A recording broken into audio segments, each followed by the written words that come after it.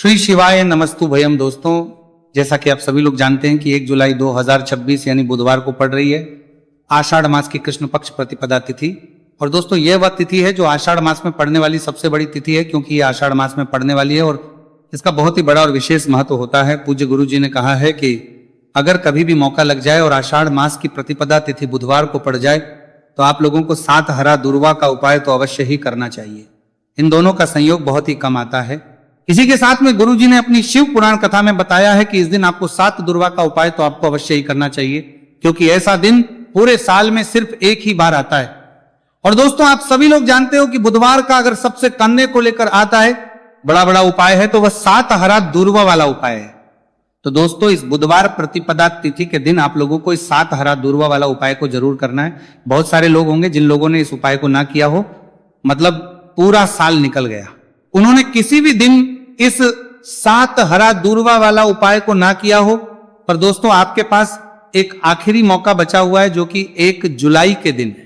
तो इस दिन आप लोगों को इस वाले उपाय को जरूर कर लेना। भले ही आपने पूरे महीने भर इस उपाय को ना किया हो, पर अगर आपने इस आषाढ़ मास के बुधवार प्रतिपदा तिथि के दिन अगर इस वाले उपाय को कर लिया तो आपको इस उपाय को करने का वो फल मिलेगा जिसकी आपने कभी कल्पना भी नहीं करी होगी। इसीलिए आप लोग इस वाले उपाय को एक बार जरूर कर लेना है, ताकि आप लोगों के हाथ से ये प्रत्येश को मौका ना जा सके और आपको इस उपाय को करने का फल मिल सके। दोस्तों, ये उपाय पंडित जी ने अपनी अभी ही शिव महापुराण की कथा में बताया है, जिस उपाय को आज हम आपको बहुत अच्छे से समझाने वाले हैं।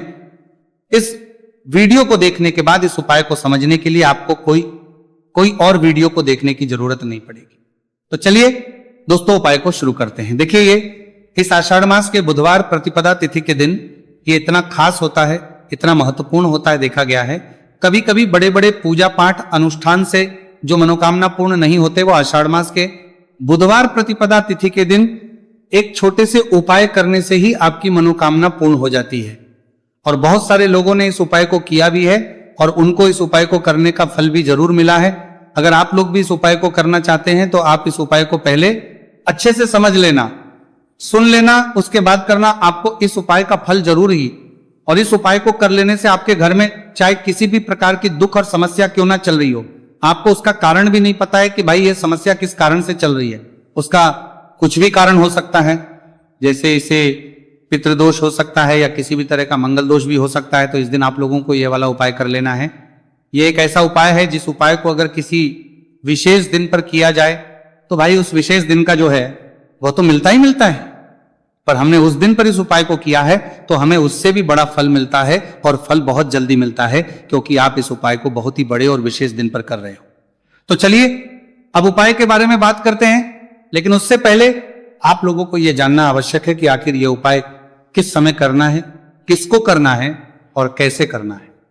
तो चलिए हम आगे आपको वीडियो में एक एक करके बता देते हैं। उससे पहले अगर आप लोग हमारे चैनल पर पहली बार हैं तो हमारे चैनल को सब्सक्राइब करना ना भूलें, और अगर आपके पास कोई सवाल है तो आप हमें कमेंट बॉक्स में बता सकते हैं। और अगर आपको हमारा वीडियो पसंद आया है तो आप हमें लाइक और शेयर करना ना भूलें। और अगर आपको हमारे चैनल की जानकारी चाहिए तो आप हमें फॉलो कर सकते हैं, और अगर आपके पास कोई प्रश्न है तो आप हमें कमेंट बॉक्स में बता सकते हैं। पहली बार आए हैं या फिर मेरी आवाज आज पहली बार सुन रहे हैं तो हमारे चैनल को सब्सक्राइब जरूर कर लेना, और इस वीडियो को करके कमेंट बॉक्स में श्री शिवाय नमस्तु भयम ओम नमः शिवाय जरूर टाइप कर देना।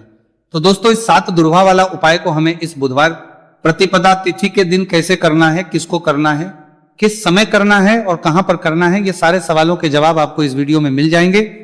और जो ये वीडियो देखेगा भाई उसको 7 हरा दूर्वा वाला उपाय जरूर करना चाहिए, क्योंकि इस दिन 7 दूर्वा का भी बहुत ही बड़ा और विशेष महत्व होता है। और जब बात आ जाए हरा दूर्वा की तो ये सोने पर सुहागा वाली बात हो जाती है, और ये एक बहुत ही बड़ा उपाय हो जाता है इस बुधवार प्रतिपदा तिथि का।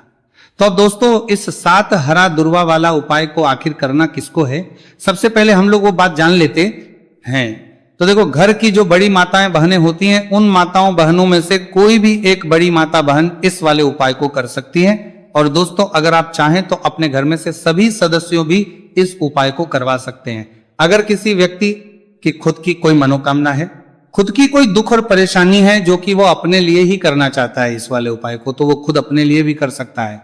बाकी अगर कोई घर में से ऐसा है जो कि अपने पूरे घर परिवार की सुख और शांति के लिए यह वाला उपाय करना चाहता है तो भाई वो भी करना चाहता है, सकता है, उसमें भी कोई दिक्कत वाली बात नहीं है। कहने का मतलब यह है कि इस उपाय को हर सदस्य भी कर सकता है और पूरे घर परिवार के सदस्य के लिए घर की बड़ी माताओं बहनों में से कोई एक माता बहन भी कर सकती है।